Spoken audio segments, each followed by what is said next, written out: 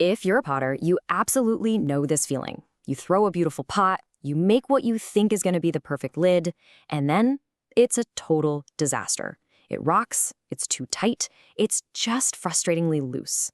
So today, we're going to dive into the real solution for making lids that fit perfectly every single time. I mean, is there anything more soul-crushing in the studio? You spend all this time on a gorgeous form, only to have it completely defeated by a wobbly, ill-fitting lid.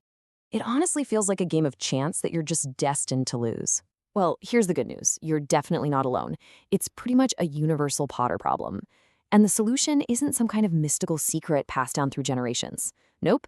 It's a specific tool that's designed to take all of that guesswork right out of the equation. Okay, so what is this magical game changer? It's a set of pottery calipers. Now, these aren't your standard workshop calipers.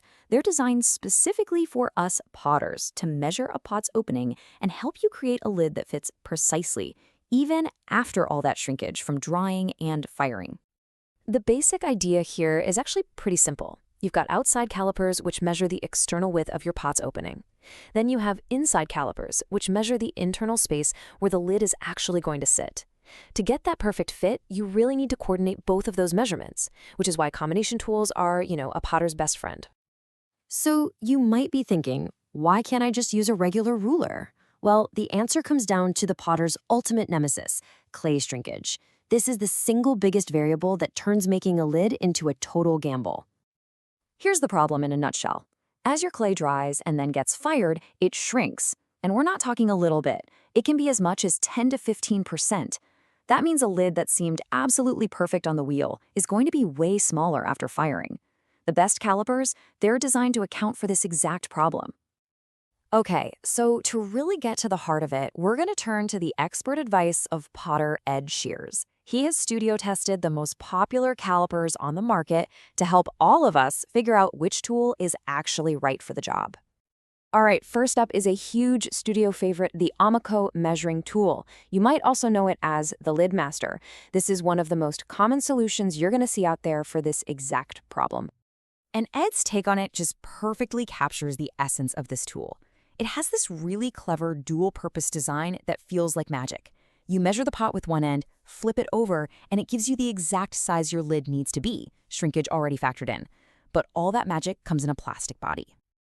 This tool is fantastic for getting reliable fits, and it's especially handy if you ever have to remake a broken lid for a pot that's already been fired. But remember, because it's plastic, you gotta treat it with care. Don't just toss it in the bucket with all your metal tools. Oh, and it's basically interchangeable with the Jif and Grip Lid Master, so just grab whichever one you can find cheaper. Next on the list is a more traditional and definitely more budget-friendly option, the Richishin Steel Calipers. I mean, they look like what you'd expect, right? Simple, metal, straightforward, but they come with some pretty significant trade-offs. As Ed points out, yeah, these will get the job done for general measurements, but they just don't have the rigidity for really precise work. The arms are a little too flimsy, so you can't really trust them for a critical fit. Plus, they only measure the outside diameter, not the inside. So who are these for then? Well, they're fine for casual measuring or, low-stakes tasks, especially if you're on a really tight budget. But if you're serious about making lidded forms, you're probably going to want to upgrade pretty quickly. And speaking of an upgrade, Ed Shears has a very, very strong recommendation for anyone looking for something better than the Richishin, but without totally breaking the bank. And here it is, the uxcell 14-inch caliper. This thing really shows the difference just a few extra dollars can make. It measures both inside and outside, it has a firm construction so it won't bend on you, and, crucially, it holds its measurement without drifting. Ed's verdict is crystal clear. This is the best value you can get, hands down. Now, what if you're on an absolute, total shoestring budget? Well, let's talk about the Bighorn 8-inch caliper. This is truly the you get what you pay for option of the bunch. And I just love this quote from Ed, a hot mess of grease and janky threading. It just paints such a vivid picture, doesn't it? He says it comes covered in grease right out of the package, with really poor quality control on the threading. It's functional, but just barely. So this tool really only makes sense if you absolutely cannot afford anything else, or maybe you just need a backup that you don't really care about. You'll have to clean it up and just live with its quirks, but it is, admittedly, dirt cheap. Okay, let's pull all of this together now. Choosing the right caliper isn't just about buying another tool for your collection. It's an investment in your work. It's going to save you time, wasted clay, and a whole lot of frustration. This summary really makes the choice clear, right? You've got the AMACO, that clever magic option, but you have to remember it's plastic.